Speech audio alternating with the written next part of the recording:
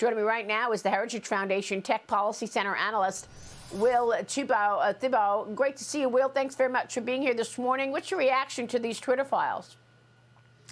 Good morning, Maria. It's interesting because President Biden wrote an op-ed in the Wall Street Journal where he laid out 3 policy reforms about digital privacy, antitrust, market competition preservation, and Section 230 reform that we at Heritage could get behind generally.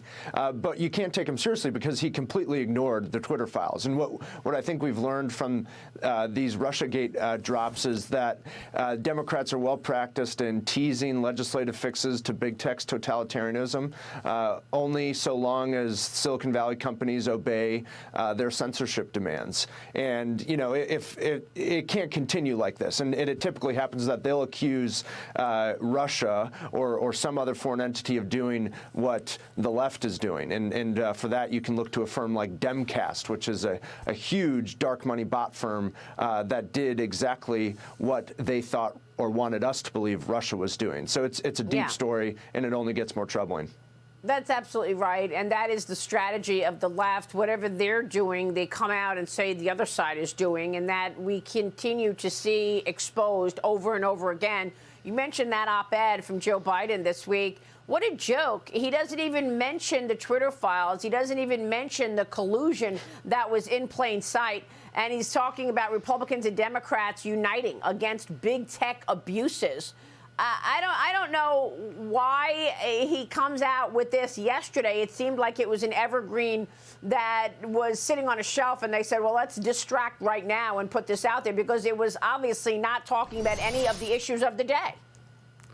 It shows you how much confidence he has in the American voter and the people who would read that in the Wall Street Journal.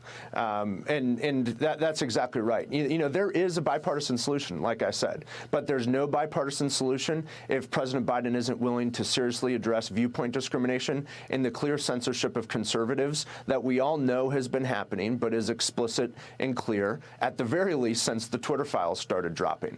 So, if President Biden and Senate Democrats are serious, there are conservative votes to get each policy plank that he talked about across the finish line, but I'm not going to hold my breath for them to meaningfully protect the ability of Americans to speak truth on the internet.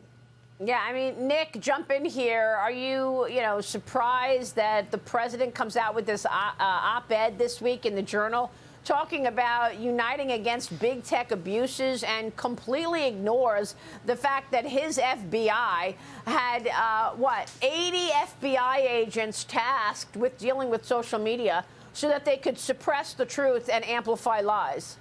And they were actually paying Twitter employees. They were paying the bill using taxpayer dollars. So it's even worse than we could imagine. But one of the questions that I have is, this is just the Twitter files.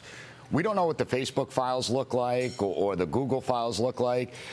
How much bigger is this? These social media and tech giants, they have an enormous amount of influence over our society. Now we have elected officials that are influencing them, pressuring them to lie and deceive the American public. What should the Republicans in Congress be doing to find out what's going on at Facebook and Google, not just Twitter?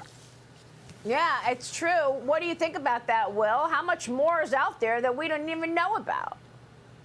Let's not kid ourselves. There is a Google files, there is a Facebook files, and we don't need to wait for those to drop before we take some meaningful action.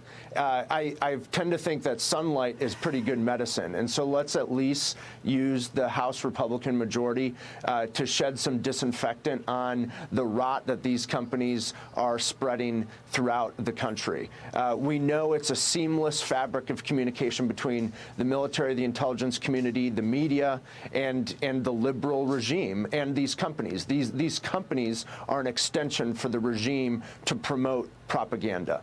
Nothing less. As TikTok is to the Chinese Communist Party, I think Twitter, Facebook, and Google are to the deep state and to the regime. And so as offended as we are by what TikTok is doing to our citizens and to our public discourse, we should have that same level of angst and anger even at what some of these quote-unquote American private companies are doing to our public discourse and meaningfully prevent their ability to operate as they have.